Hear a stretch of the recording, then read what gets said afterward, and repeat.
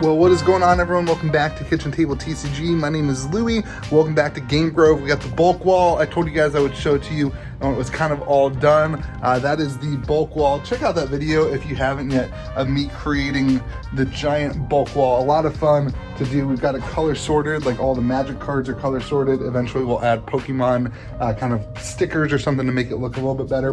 But a giant 300,000 card bulk wall. But today I wanted to chat with you all about buying singles and the business kind of risk reward value train compared to sealed product for all singles. Now we buy singles here at Game Grove of Star Wars, of Pokemon, of Magic, of Sorcery, of One Piece. We buy singles for every game that we carry because we want to add that value to our community. And then online I do buy a lot of Magic singles.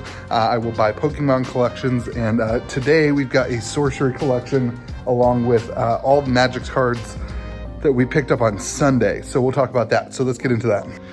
All right, so this video is not really to show off the cards as much as it is to discuss the difference between buying sealed product and buying singles, and kind of why I gravitate towards buying singles products. This is just the things that we gained on Sunday. We do buy cards locally. You can also reach out to me at KitchenTableTCG@gmail.com if you're looking to sell your collection. But this is just a typical Sunday at Game Grove, kind of the Magic cards that rolled in. We don't even host a Magic event. It's just kind of, you know, we just have people all the time here playing Commander, hanging out, buying and selling cards. You can pick up any of these cards over at gamegrove.gg. We do have a TCG Player Pro store there, so we save on fees if you pick those up. That does include the Sorcery you're about to see too. Here's the Pokemon. I don't get to show off Pokemon much on the channel. We do move a ton of Pokemon singles.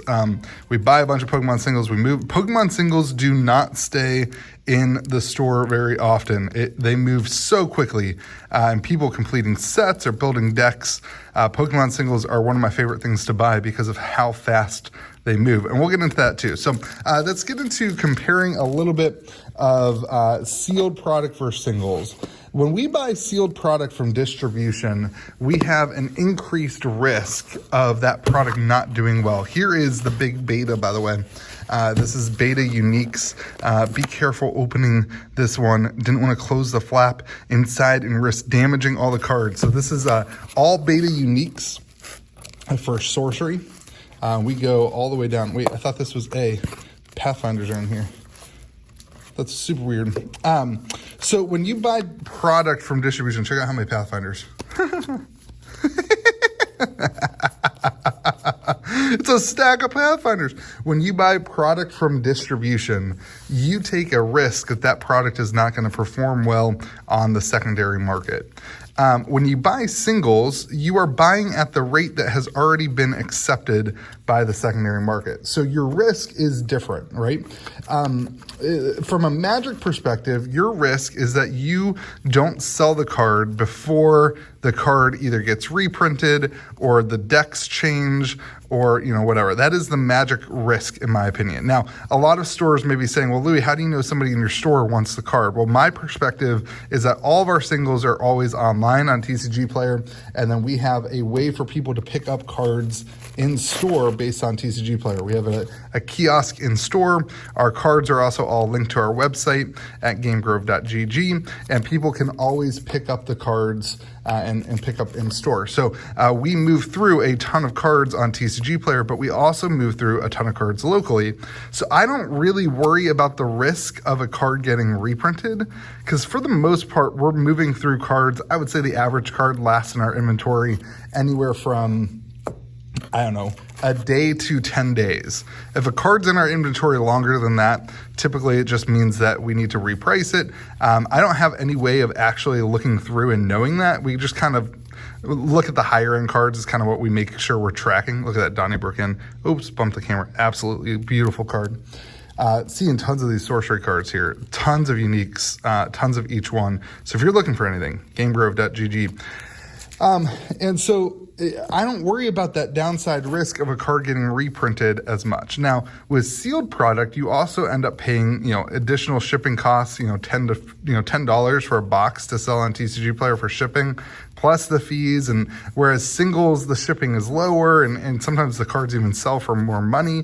And so for me, the risk level is lower when buying singles. Great old one, absolutely beautiful. This artwork was on display at the Courtesan Cup this past weekend, and that was really cool to see the original artwork of that. Great Wall Grim Reaper, that art was also on display. Absolutely beautiful art. Look at all those Grim Reapers. That's the Grey Wolves' biggest fear right there, is all those Grim Reapers. Highland Princesses, Immolation, Jihad. Now, when talking about sorcery here, or any new card game, this applies to sorcery, it applies to Lorcana, it applies to it applies to Star Wars. Definitely, I feel this risk with Star Wars. The risk level that we feel, or I feel on that, is the game doesn't know for sure where it is. With Magic, I'm not worried about a card completely crashing and going to zero. There's no risk there, right? For Star Wars, for sorcery, for all these games that haven't been around for 30 years, there is always that risk level of what will the market actually be. So when I bought these cards, these sorcery cards, even in the 3 days that it took us to work out a deal, some of the value of the cards went down based on what we started with when we priced out the cards. So when you pay, 40 to 60%, depending if you're doing store credit or cash, or maybe even a little bit more than that on one of the two, you can lose some money there if a card goes down 20%. By the time you get it, that is something that happens in these indie TCGs quite often. And that is the increased risk whenever you're buying singles from an indie TCG. But that being said, look at all those mirror realms.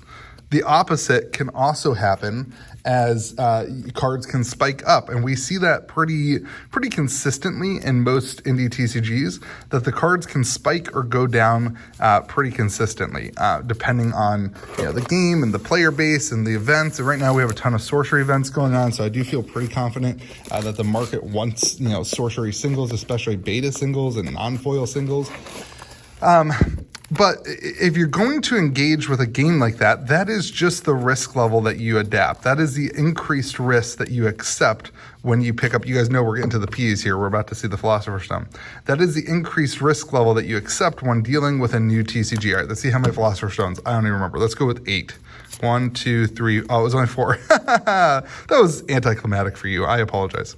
That's an increased risk level that you take when you deal with a new card game. Dude, this card is so good. Pillar of Zeros. On Genesis, banishes all dead minions, and you heal 1 life for each. Are you kidding me? But for me, I want to interact here. So I feel like buying collections like this is a less risk tolerance than cracking open boxes for singles, that kind of thing.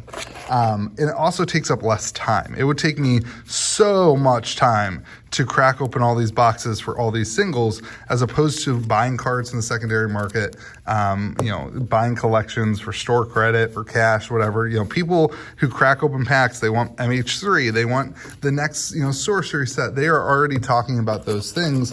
And so that provides me an opportunity, provides everybody an opportunity, not just me, provides an opportunity to pick up cards in volume and at a discounted rate. And again, that risk level, there is a risk level that River of Flame goes down in value by 30%, especially when you're buying 15, 20 Roots of Ysidril here. There is that increased risk level that stuff like that will happen. Look at all those ruby cores. Wow. Why aren't those Philosopher's Stones? Why aren't they Philosopher's Stones? But again, that risk level is offset by a few other things, like the cards spiking up the other side, as well as, the risk management on having a diverse account, having an account that's not just focused on sorcery, but is focused on 4 or 5 other card games. We also bought a $2,500 Star Wars collection that's already, in our system, so I didn't go through and add it here, but into the video. So we have that diversity of different card games, and if you are diverse in your buying and your selling, it helps mitigate some of those losses of like a tadpole pool going down in value or something else going down in value. So anyway, I wanted to have a conversation about that. It is more fun to open up packs. But the risk level, when you know exactly what you're getting and you're pricing it with the secondary market prices and you're paying a percentage based off of secondary market prices, that risk level is something I am much more in favor of from a business perspective than if I were to say, open up another 100 beta boxes to get the volume of these cards, because you're not spending the time, the energy, the sorting, I can go through this, I'll get all these cards listed in about 20 minutes. It'll take me 20 minutes to list all these cards. They're already in order, that kind of thing. You allow somebody else to do some of that work for you, and it saves on the time that it takes. That's a lot of Vesuvii. So anyway, let me know what you think in the comment section.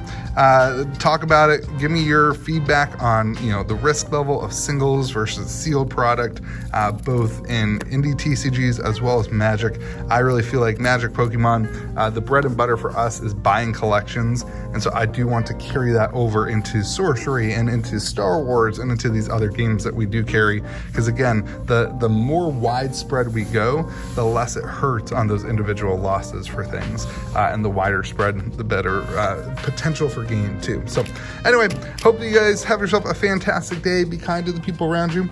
If you're looking for Sorcery singles, head on over to gamegrove.gg. I will try to link the actual link to the Sorcery part of there in the comment section. Have a great day. Be kind to the people around you. We'll see you again next video.